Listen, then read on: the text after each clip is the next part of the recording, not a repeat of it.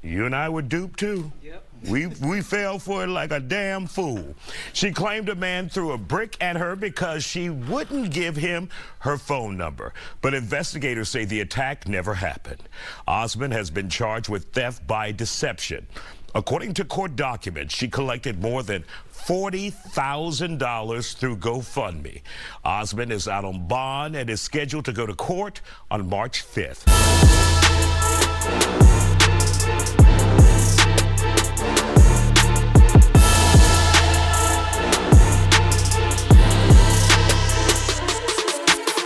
What up, YouTube? Welcome back to the Street Mechanic Video Podcast. And today, we're going to talk about your girl, the Brick Lady again, aka Roda Osman, who, freshly back from her Jamaica trip, surrendered to authorities about a week and a half, 2 weeks ago. I broke that Jamaica trip in the last video that I did.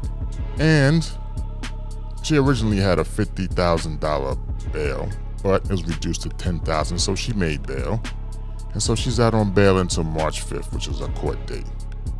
Now, this clip here, basically, I just really want you to kind of focus on if she gets any jail time, what the jail time would be. It's a little discussion on it on a news channel from Houston. And watch that clip and I'll be back. And thank you for staying up late with us. We have a great program for you tonight. Don't go anywhere, and we want to thank all of our guests for joining us as well. We begin tonight with a story that had a lot of people talking. The saga, the now infamous Brick Lady. Her claims of being assaulted have turned into quite the scandal. Her real name is Roda Osman. You're looking at her there. You may remember that plea on social media. You may remember when we covered her story last September. Brigitte, you and I were duped too. Yep. We fell for it like a damn fool. She claimed a man threw a brick at her because she wouldn't give him her phone number. But investigators say the attack never happened. Osman has been charged with theft by deception. According to court documents, she collected more than $40,000 through GoFundMe. Osman is out on bond and is scheduled to go to court on March 5th. Let's keep in mind these charges are just allegations at this point, and she has not been convicted. However, we ask if the allegations are proven and are true in court, how could that impact victims of assault who come forward in the future? Joining us to talk about it, publicist Brigitte Holden, attorney Ricky Hernandez, and Factor digital producer Aji Borderan. Glad to have you here on the Factor. Since Aji, you've been monitoring this for us on social media, and you brought to our attention she was in Jamaica. Yeah, she was. Tell us about that video she posted.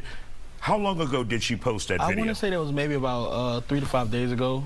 So it was actually interesting because when she was supposed to turn in her, she actually agreed to turn her stuff into the police a few days ago, and she didn't show up. And that same day when she didn't show up, she posted a video talking about how much she had been through in the past year and how she was reclaiming herself and trying to pour back into herself, and she was in Jamaica. And people were saying on social media, like, are you a fugitive? Like, because you're supposed to be at the police station. So it's just kind of, you know, it's really fishy when you have somebody who's raising, you know, $40,000+ you mentioned. 42 to be 42,000, had a $10,000 bond, and they're in Jamaica right before when they're supposed to be in at the police station. So I mean, there's a lot of stuff around this case that just didn't feel right from the jump, and even more so as we came into the last few days. And Ricky Hernandez, when you look at this from a criminal perspective, what is she looking at here? What is HPD charged her with? What does that mean? Right, so she's been charged with theft by deception. So theft is a crime that, based on basically the amount of money stolen, that's going to affect the degree of the crime, right? So with her crime in particular, she's stolen, as Brigitte said, $42,000. When you steal anywhere between $30,000 and $150,000 in the state of Texas, that's a third-degree felony. So she's looking at anywhere from a minimum of 2 years to a maximum of 10 years in the state penitentiary for this crime. Now, if she were able to get out of it, what would she have to prove? What would her attorney have to come into court and show that she did not commit fraud or deception here? Right, so basically the way it's written now is in the complaint, it has not been indicted yet, but is that she unlawfully appropriated basically the property of GoFundMe. So she would have to prove that she basically received the property, or in this case it's cash money. She would have to prove that she received those profits lawfully. But I mean, as it seems now, those profits were obtained by deception, and if that's the case, then she's probably guilty. And really quick, explain for the viewer when you say she's been charged but she hasn't been indicted. Make the difference there. What does that mean to the average layman out there? Right, so an indictment is really a term specific to felonies. I know it's thrown out a lot, but basically the prosecutors for the Harris County will have to prove the facts to what's called the grand jury, which is a group of 12 people from the cross-section of the community, and they will see the facts from the prosecutor's point of view, and they will decide whether or not there's enough charges or enough evidence there to move forward. And if that's the case, then they will move on with the court proceedings. And right now what we're looking at is investigative work by HPD or the law enforcement agency, and the DA saying go ahead and charge her. Correct. There's definitely enough before the grand jury. Yes, Isaiah, that's correct. All right. Brigitte, how will this impact other victims in the future if we see people on social media saying someone attacked me, they hit me with a brick, and it's because I didn't do this or that? Well, you know, the court of public perception is always, stronger than the actual court of law. And so now when someone comes forward, whether black, white, or whatever female, people are not going to jump so soon to believe them. So it's kind of a dangerous thing. It's like, do we come to their aid, or are they crying wolf? That story we were told as a little kid, and so now it puts people on guard, if you will. Do I trust this person? Are they telling the truth, or is it another brick lady? So you never know. And of course, we covered this in the beginning. We did. Very convincing. Yep, very convincing. Crying and said no other men would come to her aid. They would only take video. Yep, and men were, dragged because it made it seem like men were trash because they didn't come to her aid. And a lot of times, women, I'm trying to use my words carefully, but because we're damsels in distress, if you will, men are now going to be very cautious about coming to a person's aid, a female, if they think that she's lying.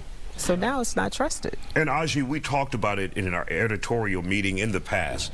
Was there any other case like this, similar to this, where there was a GoFundMe or some type of allegation that you can recall? Well, not specifically like in that same way where we're talking about being attacked, but I mean, I think right now on social media you see a lot of people who are using their life situations, whether it being homeless on the street or going through whatever struggles, to try to raise money, and sometimes those claims are not always fully true. So it makes people kind of think harder about whether or not they want to reach out and help people, but there's still just as many people who are questioning it. There's a vast number of people who are supporting it. I mean, even now, as Roda is going through all these charges, these charges, there are still people saying, well, why are y'all saying that she's wrong? Like, she still was attacked, or, she still went through these things. So I think when you have so many people who have access to your story at one time, you can find the people who will support you no matter what. And Ricky, really quick before we close, is HPD at this point alleging nothing happened, or is this deception and misleading? So from that perspective, basically it's alleged that she obtained the funds based on her social media posts through deception, which is basically defined in the penal code as like a statement of fact that would affect the judgment of a person, right? So when you're saying, claims such as I was hit in the face with a brick, I need money for my hospital bills, when I think video evidence shows, as we were just saying, that wasn't the case.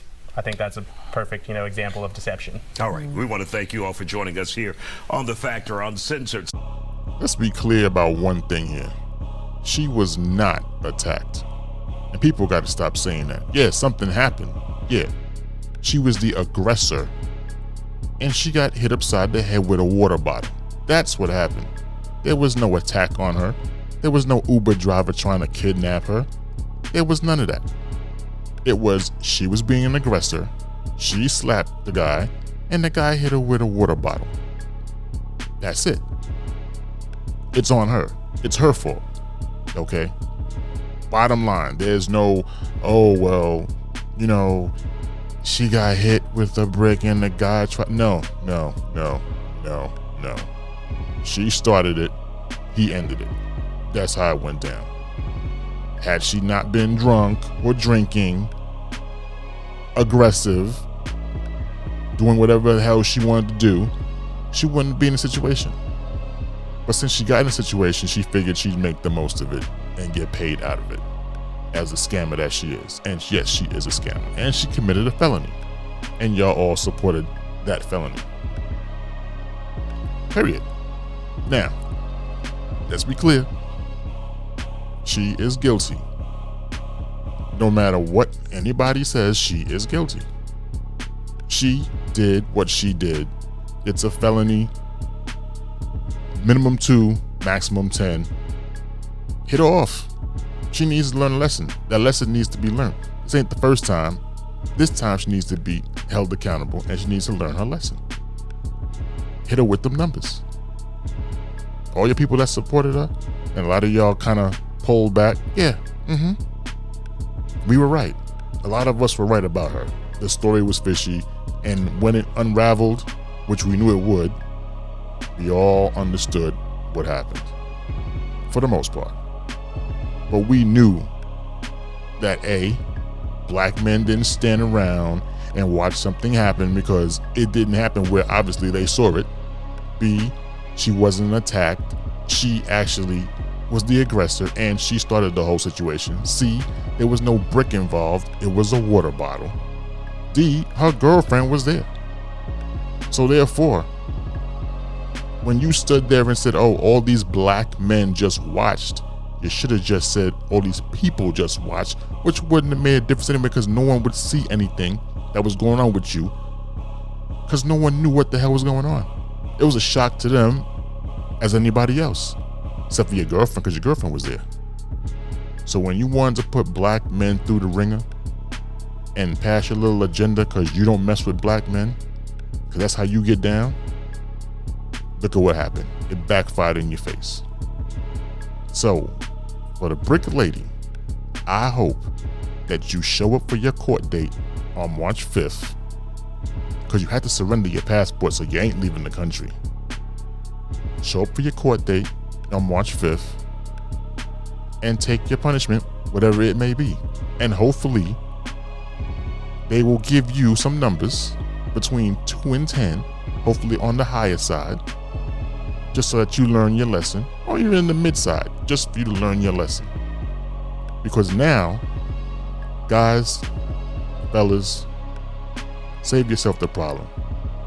You see something like that going on, don't even attempt to try to intervene. Just leave it alone. Stay in your place. You got a family to go home to, make sure you go home to your family. Don't get involved in none of this stuff, because this should be a perfect example of why you should not take the initiative and jump in a situation that involves a female and a guy. Because you don't know what happened and you don't want to be involved. And this is just one case, a non-fatal case. So please, fellas, for your own safety, stay in your lane and be on the safe side.